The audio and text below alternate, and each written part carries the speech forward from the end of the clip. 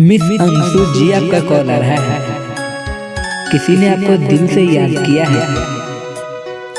Miss Anshu, आपसे किसी को बहुत ही जरूरी बात करना होगा। प्लीज आप अपना कॉल एक बार उठा लीजिए और सुन लीजिए क्या बात करना है आपसे। मिस अंशु, आपको कोई बहुत ही देर से कॉल कर रहे हैं। कृपया करके आप अपना कॉल जल्द से जल्द रिसीव कर लीजिए, क्योंकि आपका कॉल का घंटी बहुत ही देरों से बज रहा है। प्लीज मिस अंशु, आप अपना कॉल जल्द से जल्द उठा लीजिए, वरना आपका कॉल कट जाएगा।